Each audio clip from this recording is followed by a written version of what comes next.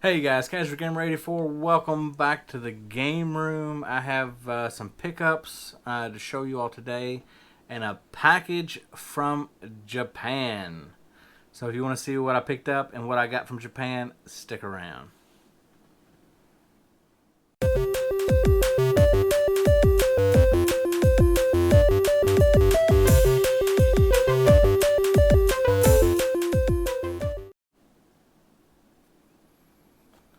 All right, guys. So pickups is fairly easy. Then we'll get straight into that package from Japan, so you can see what I got. I picked up two things from 8-Bit Do. I've been playing some emulation quite a bit. It's just easier, simpler to do that way. I can play a variety of games pretty fast. Kind of get my fix. I've also been playing a lot of cartridge stuff, testing a lot of cartridge stuff, using my Retron a lot. So I don't know why I've not done this prior, but I went ahead and I picked up two wireless receivers for the 8-Bit Do controllers. Well, not only the 8-Bit Do controllers, but PS4 controller, PS5 controller, Switch controller, Xbox One controller. Uh, but I'll be using them with my SN30 Pro most of the time. 30 Pro Plus most of the time. But I picked up the USB wireless adapter to Switch, Windows, and Raspberry Pi. I have Raspberry Pi running RetroPie, and it's just easier to get it to the 8-Bit Do controller to connect to this. It connects right away. For whatever reason, it's Raspberry Pi 3 has Bluetooth on it, but it's finicky to get the controller connected. So it's just easier. Pop this in, use this. This being USB, it will also work with my Genesis Mini, I do believe, and it also work with the PlayStation Mini, I do believe. I've not tested that out though, but I don't see any reason why it would not work. And I also picked up the retro receiver for the SNES. So what I've done, I picked this up, plugged it into the side of my Retron 5, because if you don't know anything about the Retron 5, the wireless controller it comes with is complete garbage. There have been some cases, I think it's using like legacy firmware or something. I couldn't get it to work. I've seen videos and heard people saying that you're able to connect the 8-Bit Do controllers wirelessly to the Retron 5 without an adapter or anything. I couldn't get it to work. I tried for probably 30 minutes or so. So I just went ahead and picked this up. It's like $20. Plug it into the side of it and the SNES port, and I can use my SN30 Pro Plus controller to play all my games. So the only caveat to that, of course, it works fine on NES, works fine on Super Nintendo.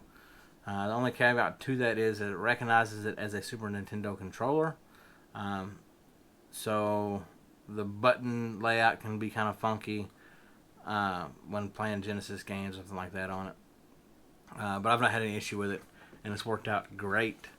And it's great just to be able to have a wireless controller for these things when I'm playing, and it automatically connects. I don't have to do any kind of weird pairing and unpairing and all kinds of crazy stuff. It just connects, and it makes it worth it. So those are two items I picked up that I've been getting a little bit of use out of. So my package from Japan is from Hirakata City, Osaka, and it is two Super Famicom games. I think I mentioned in a prior video I've been collecting some import stuff recently, both PAL and Japanese. And I did pick up two games. I picked up two games that I knew I'd be able to play without having to read Japanese. And one of the reasons to do that is, in some cases not so much.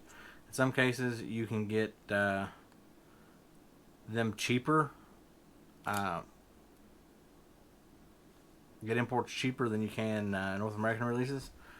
For example, the first one that I picked up, it packaged them in individual little plastic bags, which was nice. Is Super Mario World 2 Yoshi's Island. It's one that I can play without having to read anything. It's in good shape.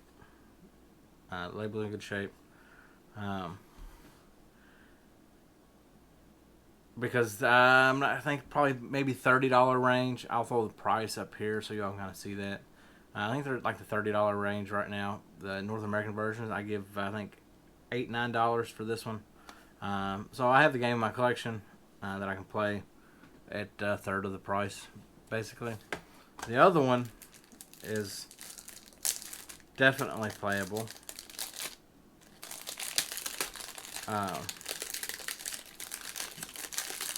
And that is Super Metroid on the Super Famicom. Label's kind of peeling up a little bit right there, but other than that, it's in good shape. I think I can fix that. Cartridge is in good shape, no yellow or anything like that. I'll probably swap the battery out in both of these, to be honest with you. Let me look this up real quick. I know this one's a bit more expensive. I think maybe the $70 range now is what Super Metroid is going for.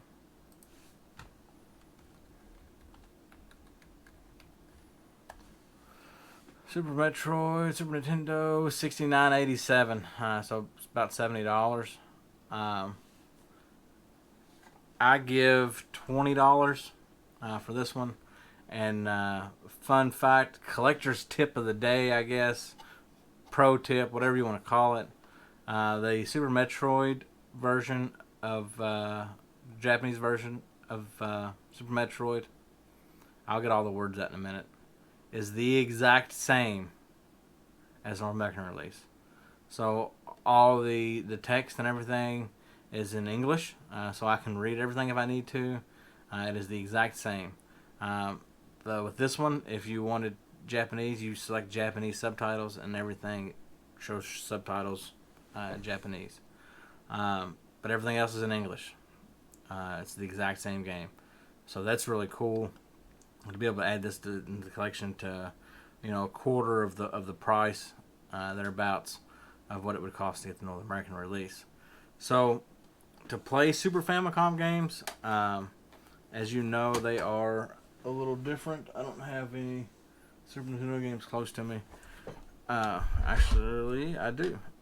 So, a couple ways to play them. And the reason that you need kind of a workaround to play them is because of the way they have their region lock is these little circle indents right here. And the Super Nintendo has slots or like wider cutouts here, like squares. So, a couple ways. You can either A, take your Super Nintendo apart. There's two little tabs that fit into your cartridge. Snip them off, and it'll work and it'll play just fine. Second way is to, if you have a Game Genie, there's two. I don't know how well it's going to show up on video, but there's where my middle finger is and my index finger is. Here, you'll see two little tabs.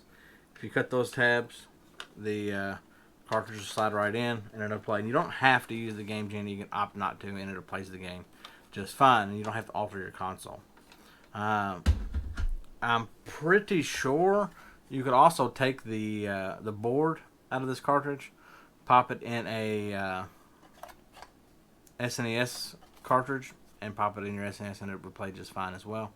I've not tried that. I know that works with the Nintendo 64, so I'd assume it would work with these as well. It should be the same pinout as Super Nintendo.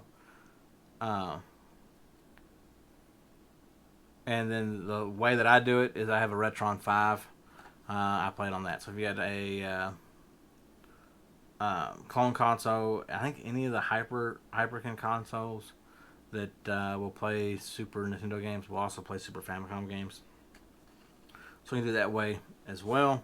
But yeah, so picked up Super Metroid and Super Mario World 2 Yoshi's Island for Super Famicom. Add to that collection. I've been on an import kick lately. I've actually got some more imports coming, so look forward to that.